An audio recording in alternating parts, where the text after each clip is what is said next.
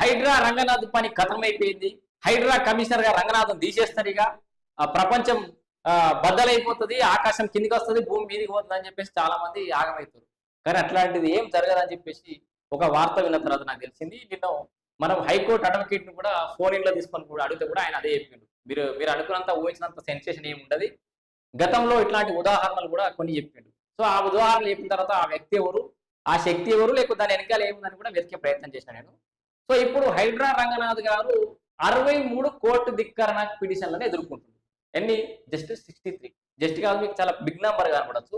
కానీ గత ప్రభుత్వంలో చీఫ్ సెక్రటరీగా పనిచేసినటువంటి సోమేష్ కుమార్ బీహారీ ఉన్నాడు కదా, ఆ సోమేష్ కుమారు దాదాపు 300 కోర్టు ధిక్కరణ పిటిషన్లు ఎదుర్కొన్నారు.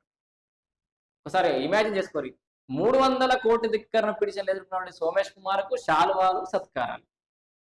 మరి ప్రభుత్వ భూములని, చెరువులను కబ్జా చేస్తుంటే వాటిని రికవరీ చేస్తున్నటువంటి రంగనాథ్ తీసేస్తారంటే మరి జనాలు ఎట్లా నమ్ముతారు? లేకపోతే ఈ రాజకీయ నాయకులకి మరి బుర్ర ఇన్నే ఉందా, ఇంకేడతో చదువుతారు. హైకోర్టు నిర్ణయాన్ని స్వాగతిస్తున్నాం అంటుండే ఎవరు? ఈయన ఆర్ఎస్ ప్రవీణ్ కుమార్. అధికారంలోకి రాగానే హైడ్రా రద్దు చేస్తారట.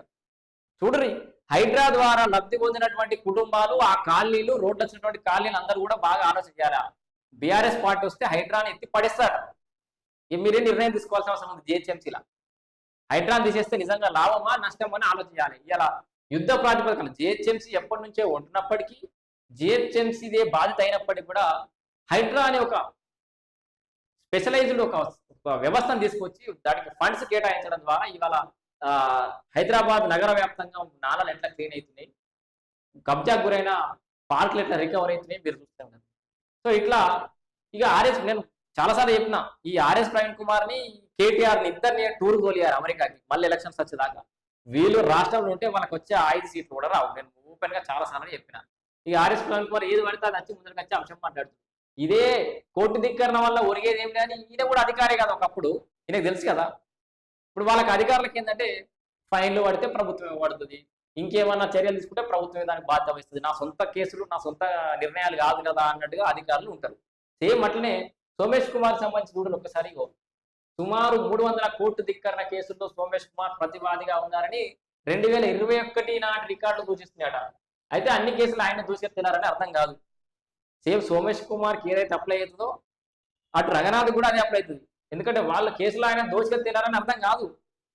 అవి కొంచెం డిలే అవుతాయి, నిర్ణయాలు అవుతాయి, మూసివేయబడతాయి, రకరకాల చర్యలు తీసుకుంటారు. సో వాళ్ళ సొంతంగా వాళ్ళ మీద వచ్చినాయి కాదు. 300 కేసులని వ్యక్తిగతంగా సోమేష్ కుమార్ చేసిన తప్పిదాలకు సంబంధించినవి అని చెప్పడం అయితే సరైంది కాదు అని ఏఐ చెప్తుంది. ఈయనది కూడా గట్లే ఉంటుంది. సో ఇట్లా వందలాది సోమేష్ కుమార్ పై వందలాది కోర్టు ధిక్కరణ కేసులు ఉన్నాయి. ఇప్పుడు చెప్పాలిగా ఈ బీఆర్ఎస్ నాయకులు కానీ, ఆర్ఎస్ ప్రవీణ్ కుమార్ కానీ చెప్పాలి, మీ సోమేష్ బాబుని ఏడు పంపించారు మరి 300 కోర్టు ధిక్కరణ కేసులున్నాయి. అది కూడా చెంపబెట్టి అందామా? ఇక ఆర్ఎస్ ప్రవీణ్ కుమార్ ముచ్చటకి ఇట్లుంది. మీ అభిప్రాయాలు కూడా చెప్పు.